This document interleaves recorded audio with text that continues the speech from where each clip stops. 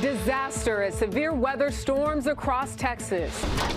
More rain, flash floods, and scenes of despair from rural East Texas to the Houston suburbs. CBS's Janet Shamlian is there.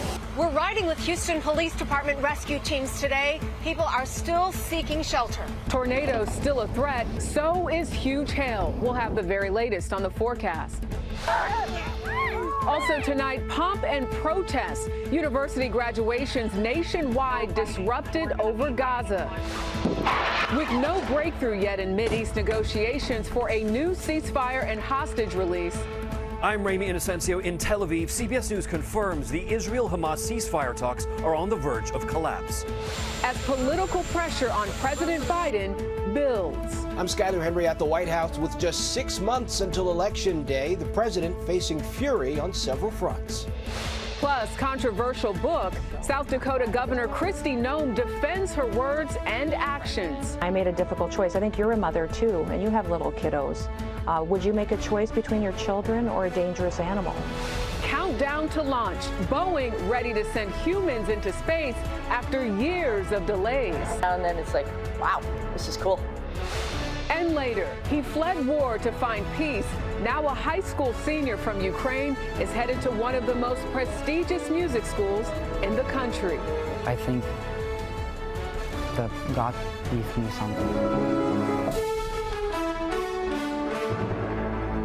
This is the CBS Weekend News from New York with Jerika Duncan. Good evening, and thank you for joining us on this Sunday. Tonight, we begin with a new weather threat. An estimated 40 million people are at risk of severe storms tomorrow through Wednesday, including what the National Weather Service warns could spawn intense tornadoes. This tornado tore through rural West Texas on Saturday. The upcoming outbreak follows a busy April where more than 300 tornadoes were reported across the U.S. that month. Thunderstorms also dumped more rain on waterlogged Texas this weekend, adding to the misery there. Entire neighborhoods have been swamped, leading to hundreds of rescues. Emergency management crews report the death of a 4-year-old boy just south of Fort Worth, Texas, who drowned. CBS's Janet Shamlian is in Houston tonight and leads us off. Janet, good evening. Jerika, good evening to you. It's been a rough weekend here for people in the flood zone and for first responders like Houston police who've been out in these boats in rough, fast-moving water. And while the rain seems to be slowing down, tonight the threat is widening. A West Texas twister. Cars pummeled on the road south of Midland amid hail the size of tennis balls. Severe storms thrashing in already soggy Texas, and now spreading beyond it. Scary, because you don't know if the water's going to come in and just start taking over. In the Houston area, the San Jacinto River is raging. Hang tight. We rode along with the Houston Police Department's Marine Division. They don't realize how much flood and how much current's going down. Sergeant Epi Garza among the officers answering a call from a woman needing to evacuate with her pets amid treacherous conditions for everyone. It's boring, it's boring. HPD is working in teams on the San Jacinto River because there are still people who want to get out as the water levels are so high. Catch your breath. Catch your breath. This dog was rescued by an officer on a jet ski. Authorities say many abandoned pets have been rescued too. They don't want to leave without them. That's correct. And fortunately, in this case, we have enough time to be able to help them out. Amid a region wet and weary. And it is not just Texas. Millions in the South are still under flood threats. Houston police are hoping that this is the last day they will have to be out there in these rough waters making rescues. Janet Shamlian, thank you for your reporting all weekend. Let's check in with meteorologist Paul Goodloe from the Weather Channel for more on the severe storms to come starting tomorrow. Paul. Jerika, May is the most active month for tornadoes, and wow, we have tornadoes, hail, and a damaging wind threat here across the Central Plains as we head on towards our Monday. It's Monday afternoon, Monday evening. It's not just a risk for tornadoes. We have large hail, golf ball or larger size hail, and everyone has a wind threat. 40, 50, 60, 80-mile-per-hour winds with some of these storms. The timing of this is perhaps early afternoon, right on through the overnight period, right across the Midwest and also trailing into parts of Oklahoma. Oklahoma and Texas. And then after we have Monday night's threat, it fire back up as we head on as early as Tuesday morning, definitely Tuesday evening. And more energy comes through on Wednesday. Same real estate dealing with the risk of damaging wind, hail, and even some tornadoes by midweek. Jerika? Paul Goodlow at the Weather Channel. Thank you. Tonight, college administrators across this country are bracing for more protests as tensions over the war in Gaza spill into graduation season. Northeastern University and Ohio State University held commencements today after student-led disruption Saturday in Indiana and Michigan. Chanel Call has more on that story in New York City. Good evening to you, Chanel. Good evening, Jerika. We now know both police and college officials say safety is a top priority as they brace for even more potential protests now spilling into graduation season. Before sunup, Los Angeles police, armed in riot gear, peacefully cleared a pro-Palestinian encampment at the University of Southern California, capping off a busy weekend of protests. There was no warning. No one saw them coming in. This dueling protest now under scrutiny. The University of Mississippi saying it is investigating student actions that were offensive, including actions that conveyed hostility and racist overtones. The controversial incident was praised by Republican Congressman Mike Collins of Georgia, who posted on X, "Ole Miss taking care of business." Saturday, police arrested nearly 70 people at Chicago's Art Institute. And at the University of Virginia, police there sprayed a chemical irritant to help arrest roughly 25 protesters and tore down tents. Across the country, more than 2,000 demonstrators have been arrested in recent weeks. That includes nearly 300 at 2 New York City campuses Tuesday. The city now says roughly half of those arrests were not students. When you're on college grounds and you do not attend that college, you are an outsider. And then when you train people to do destructive things, you are an agitator. Of the hundreds arrested in New York, we know the majority have been released on summonses as the DA now investigates. As for the investigation at the University of Mississippi, the NAACP is now requesting 3 students there be expelled. Jerika? All right, Chanel Call, thank you. The campus protests around the country come amid negotiations this weekend to secure a deal for a ceasefire in Gaza and the release of hostages held by Hamas. There were new attacks in the territory today targeting one of the few routes to get humanitarian aid in. CBS's Ramy Inocencio is in Tel Aviv with the very latest. Ramy. Jerika, good evening. CBS News can confirm ceasefire talks are on the verge of collapse. That's from a source close to negotiations. The CIA director is meeting with Qatar's prime minister in an emergency session. Hamas's delegation is talking with its own leaders, and Israel's prime minister says his government will not agree to Hamas's demands. Israel is not willing to accept this, said Benjamin Netanyahu, listing Hamas's demands he called extreme. Pulling out Israel's military from Gaza, ending this war, and letting the militant group live on, now believed to be hunkered down in Rafah. Military action in Rafah is expected soon, said Israel's defense minister Yoav Gallant in Gaza. Both sides struck the other today. The number of dead rising again. In Jerusalem, Israeli police ended all broadcasts of Qatari-based Al Jazeera News in the country, raiding their offices. If you're watching this pre-recorded report, then Al Jazeera has been banned in the territory of Israel. Israel says the channel is a mouthpiece for Hamas and harms national security. Hamas says it's a violation of freedom of the press. Tonight is the eve of Israel's Holocaust Remembrance Day. 85-year-old Hannah Broder is a Canadian-Israeli Holocaust survivor.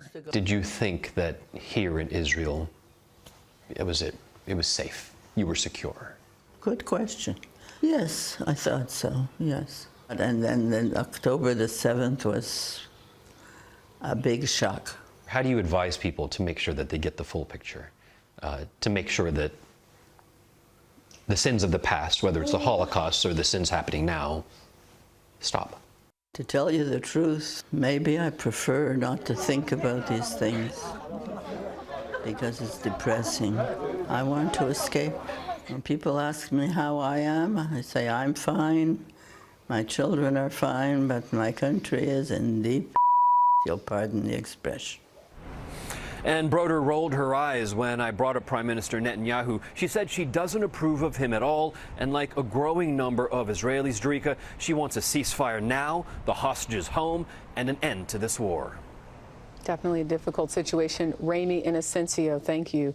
Now to the fallout from the war in Gaza on presidential politics and the intensifying campaign. CBS's Skylar Henry is at the White House. Skylar, we are 6 months away from the election. That's right, Jerika. Time is certainly flying by. That diplomatic tightrope in combination with the unrest happening on college campuses as the pressure mounts on the Biden administration, as you pointed out, with just 6 months until the presidential election.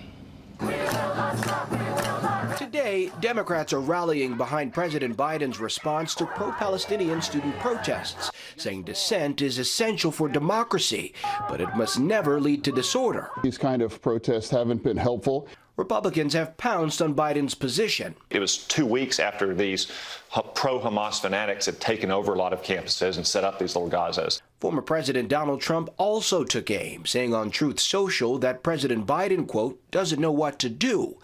Trump's critique comes as speculation grows over who he'll pick as a running mate. Last night, he hosted the RNC spring meeting at Mar-a-Lago. If I'm on it, who would know, but it's not why I'm out supporting the president right now. I certainly expect to have a decision from President Trump in the next 60 days or so. Also on the rumored shortlist, South Dakota Governor Kristi Noem, appearing on Face the Nation today, promoting her controversial new memoir. She's come under fire after revealing she shot and killed her 14-month-old puppy. She also told Face the Nation the book had to be edited after a claim about meeting Kim Jong-un turned out to be false, though she declined to say that she never met the North Korean leader. So you did not meet with Kim Jong-un? That's what you're saying? You know, I met with many world leaders. As soon as it was brought to my attention, I made sure that that was adjusted. And on the campaign trail, it'll be a busy week. President Biden is expected to make stops in Wisconsin, Illinois, and the state of Washington, promoting his Investing in America agenda. Jerika. All right, Skylar Henry at the White House, thank you. Tonight, a major roadway connecting New York City and New England is back open once again. Crews near Norwalk, Connecticut worked around the clock for 80 hours straight to reopen an overpass on I-95. It was demolished after being damaged when a gas line tanker truck crashed and burst into flames, as you see there, on Thursday. Well, coming up on the CBS Weekend News, a high school senior from Ukraine is headed to one of the most prestigious music schools in this country. But next, counting down to Boeing's first human launch to space and what's at stake. This weekend, an Atlas V rocket rolled out to its launch pad at Florida's Cape Canaveral Space Force Station. On top of the rocket booster, Boeing's Starliner spacecraft. Boeing has flown many of us around the world for decades. Now it's preparing for its first flight to space with a crew on board after years of delays and stumbles. CBS's Mark Strassman is at the Kennedy Space Center tonight with more. Mark. Good evening, Jerika. After a series of setbacks that made Starliner seem almost snake-bit, Boeing desperately needs this test flight to be a win. And our motto? Know everything and perform it well. Perform it well. Butch Wilmore and Sonny Williams, two of NASA's most seasoned astronauts. But even for them, nothing compares to a flight assignment like this. Never in my wildest dreams would I have imagined to be the crew for the first flight of a spacecraft. Every now and then it's like, wow, this is cool. Are you ready? I'm ready. In this simulator, we watch these former Navy test pilots practice docking Boeing's Starliner to the International Space Station. This is a risk, and it's a higher risk than most flights, but what a great opportunity to risk being what it is because of what the outcome could be. The outcome, NASA hopes, is annual Starliner flights to the space station. NASA wants redundancy and hired both Boeing and SpaceX a decade ago. Both companies face challenges. Liftoff of the Falcon 9 and Crew Dragon. But SpaceX has launched 50 people to orbit since 2020. Boeing, none. Starliner is 7 years behind schedule, and this flight comes as Boeing's commercial airplane business faces mounting scrutiny over its safety culture, especially after a door plug fell off a 737 MAX in January. There's one priority, and it's to do this safely. Mark Nappy is Starliner's program manager. I have full confidence that people are putting the vehicle together properly and that the processes are very robust to get a safe vehicle up into orbit with people on board. For Boeing, a long road to the launch pad stung by a series of setbacks. And liftoff, the rise of Starliner. On its first uncrewed test flight in 2019, software problems doomed a planned meetup with the space station. And liftoff. Starliner is headed back to space. Boeing made it on a second try. Contact, capture. But had to conquer problems. Jammed valves, parachutes, and a worry nearly a mile of protective tape wrapped throughout the capsule could be flammable. Yes, there's been some issues in the past. That's the past. That is not now. We've had a lot of lessons learned. We wouldn't say we're ready if we weren't ready. NASA's waited patiently for a second way to send crews to the space station. If it goes well, this test flight could give them that. Jerika? Fingers crossed. Mark Strassman, thank you. Still ahead on the CBS Weekend News, the Material Girl rocks Rio in front of a record crowd. And how many aboard, Mr. Murdoch? 2,200 souls on board, sir.